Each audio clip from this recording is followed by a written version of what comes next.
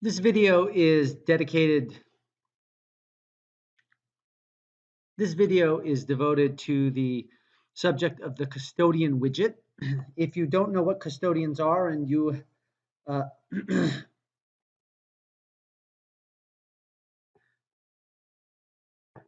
this video is devoted to the custodian widget. If you're not in legal or e-discovery, the term custodian might not be meaningful to you.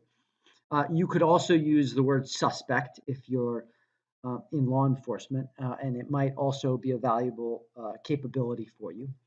But let's talk how it works. We're going to do an overview of the widget. We're going to talk about creating custodians, importing custodians from Active Directory. That's primarily an enterprise related issue. Using custodians and the custodian facet. So let's get straight into it. So we're going to go straight to our custodian widget. Open it up, and you can see we already have about 4 custodians. Well, we already have 4 custodians.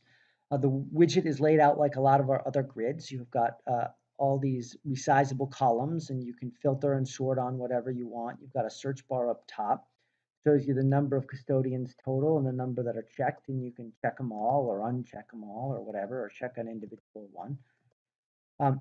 And then you can go ahead and page if you have large numbers of custodians. It's really only likely to happen in the context of an enterprise. But let's talk about how you get custodians in here in the first place. You can import from Active Directory. You can do a list import, or you can enter them individually. Let's start with individual, since I think that's most likely to be the case for the vast majority of the customers. Certainly law enforcement and legal will likely do it this way. And so we'll just call this guy legal, and we can enter an email for him. It doesn't really matter. We can enter an IP address if it was relevant. Again, that's most likely to just be the case in a corporation. So I'm just going to ignore it here, and that guy will pop right up.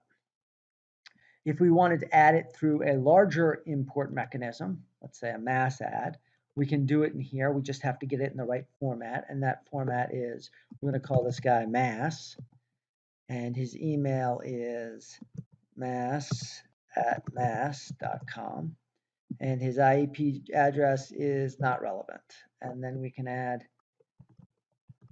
another one. We'll do mass2 and mass2.com, and we'll just go ahead and save that guy. And you can see we just added those. So now we have a number of different custodians in the system. Oh, and let me also show you Active Directory. Now, let me warn you, I don't have Active Directory hooked up. So I'm just going to show you the mechanisms you would go through if you did have it hooked up. You would simply click here, Import from Active Directory. You'd enter your Active Directory information and then connect. That would import all your contents of Active Directory in here, and then you simply filter, on group domain, whatever you want, select them, and then you would save those to Quincy, and they would be imported. So let's go ahead and close that. And that's how we get our custodians in. And let me show you now how I would use the custodian. The first place you use them is in the processing widget, and that's when you add evidence and you associate it with a custodian. So we're going to go ahead and do that. We're already in our video demo case here, so we'll add some more evidence to that case. So first of all, we can see this case already has 2 custodians, but let's just follow through and add a third. We're going to add the mass one that we just created. We add it to the case, and once it's added to the case, we can then use it to associate evidence to it. So let's go and add some evidence to get that done. Let's do evidence. And let's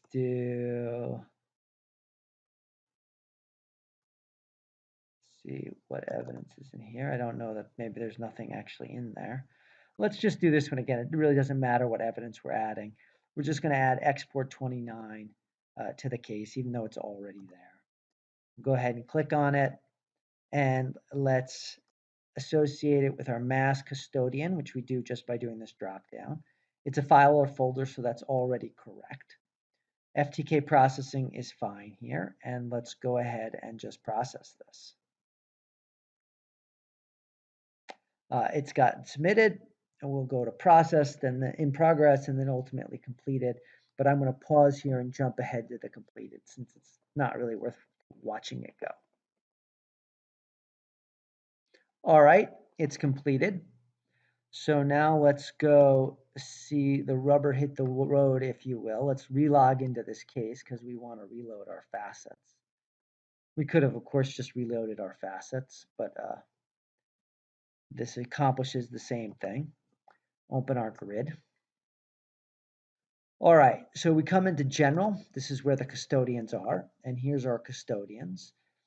And let's load those. And we now have Kiki or mass. Mass was the one we just added, so let's go ahead and filter on that one.